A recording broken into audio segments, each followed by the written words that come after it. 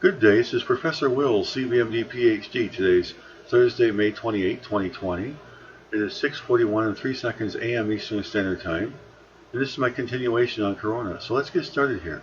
Taking inventory of which drugs the world is using to treat COVID-19. Researchers create database to categorize off-label, use, and look for promising leads. Date May 27, 2020. Source: University of Pennsylvania School of Medicine. Summary: new research cataloged every COVID-19 treatment documented in medical literature so far and found physicians have reported on the use of more than 100 different off-label and experimental treatments. With doctors and researchers around the world searching for effective treatments for COVID-19, many drugs approved to treat other diseases are being used in hopes that they'll be effective against the virus, a use that's known as off-label. The effort, called COVID-19 Registry of Off-Label and New Agents Corona, is an attempt to take an inventory of what is being used where, as well as to spot any evidence of treatments that warrant further investigation in a randomized clinical trial. The findings published in Infectious Disease and Therapy Today. We can't win this fight if we don't take stock of the tools that are already being used and search for new ones that could be effective. While off-label use is happening all over the world, there is currently no system in place to track it, so we felt like we had to create one. The team reviewed about 2,700 published papers from all over the world detailing the treatment of COVID-19. From there, they gathered data on 9,152 patients and found doctors had tried 115 different drugs. These treatments were grouped into categories.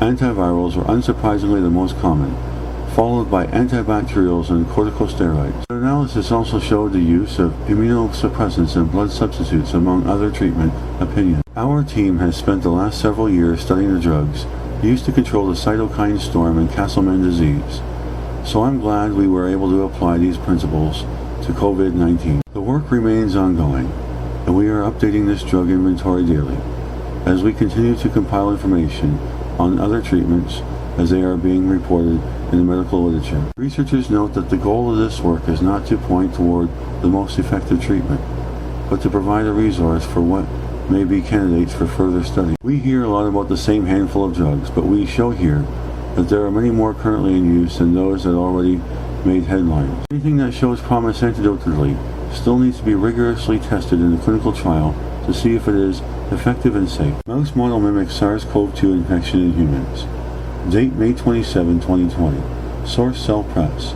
Summary: a mouse model of infection with severe acute respiratory syndrome coronavirus 2, SARS-CoV-2, reproduces features observed in human patients, researchers report. Using CRISPR-Cas9 gene editing technology, the researchers generated mice that produce human angiotensin converting enzyme 2, HACE2, the receptor that SARS-CoV-2 binds to and uses to enter human cells. A small animal model that reproduces the clinical course and pathology observed in COVID-19 patients is highly needed. The animal model described here provides a useful tool for studying SARS-CoV-2 infection and transmission. Researchers and collaborators use CRISPR-Cas9 to generate a mouse model that could express HACE2. According to the authors, their mouse model has several advantages compared with other genetically engineered mice that express HACE2 for modeling SARS-CoV-2 infection. HACE2 is inserted precisely into a specific site on the X chromosome, and it completely replaces the mouse version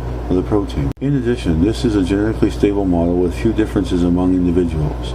Moreover, the viral RNA loads in the lung are much higher, and the resulting distribution of HACE2 in various tissues better matches that observed in humans. After being infected with SARS-CoV-2 through the nose, the genetically engineered mice showed evidence of robust viral RNA replication in the lung, trachea, and brain. The presence of viral RNAs in brain was somewhat unexpected, as only a few COVID-19 patients have developed neurological symptoms. SARS-CoV-2 S protein, which binds to HACE2 to enter host cells, was also present in the lung tissue and brain cells. Moreover, the researchers identified the major airway cells targeted by SARS-CoV-2 as Clara cells that produce the protein CC10. Our result provides the first line of evidence showing the major target cells of SARS-CoV-2 in the lung. In addition, the mice developed interstitial pneumonia, which affects the tissue and space around the air sacs of the lungs, causing the infiltration of inflammatory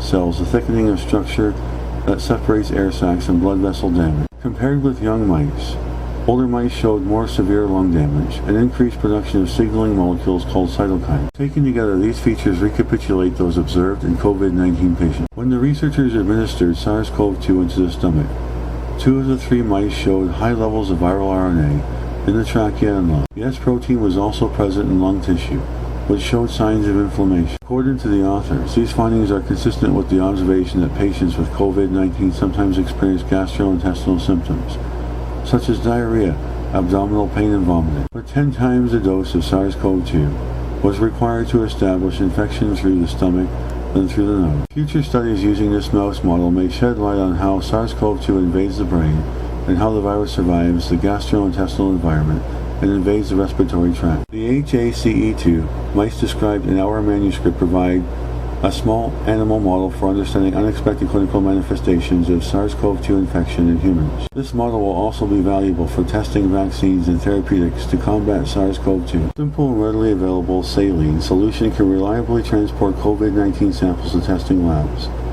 Date May 27, 2020. Source Elsevier. Summary.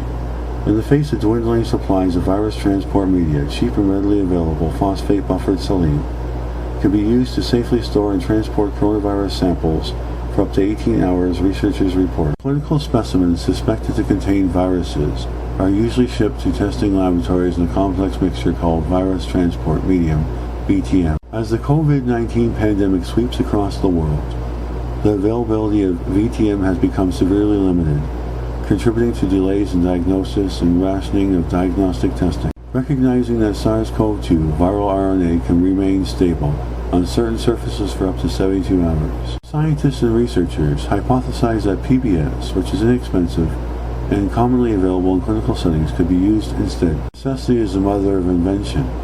We were facing a problem about specimens reaching the lab intact due to the nationwide shortage of VTM. So we endeavored to test a widely available solution to see if it could help us. But first, we had to determine whether or not it worked. 3 experimental procedures were performed using discarded respiratory secretions from 16 confirmed COVID-19 patients. Swabs were dropped into vials containing either PBS or VTM and transported to the laboratory for analysis using real-time PCR RT-qPCR testing to detect the presence of 3 specific SARS-CoV-2 virus genes in the samples. In the first procedure, 8 samples from 2 subjects were harvested at the same time and transported either VTM or PTS. The samples were processed immediately or after 2 hours at room temperature. SARS-CoV-2 was detected in all samples at similar levels for each patient, demonstrating that results were consistent for samples contained and stored in identical manner. In a parallel experiment, samples were tested after remaining at room temperature in either PBS or VTM at points ranging from 0 to 18 hours. These experiments mimicked field conditions in which specimens may remain in transport for longer periods. Researchers found that storage at room temperature had little effect on the values detected for the 3 SARS-CoV genes in either PBS or VTM, and could be useful for labs that test for several SARS-CoV genes that have different processing time. The researchers also examined samples transported in both PBS and VTM from an additional 12 patients with unknown viral load. Again, they found the storage medium did not affect the detectability of the virus. That results for all 3 viral genes tested were strongly correlated across samples from multiple patients support the robustness of the entire testing pathway, including transport establishing PBS as dependable transport medium for use with clinical samples. Our contribution will allow for increased effective testing and transport from relatively long distances to testing labs at lower cost. The researchers note that expanded testing capacity that facilitate more widespread surveillance and containment of COVID-19 in communities, allowing fewer restrictions in work travel and social distancing. Good day, this is Professor Will, CBMD PhD on infectious disease and microbiology. We hope you enjoyed listening. Until next time, have a great day.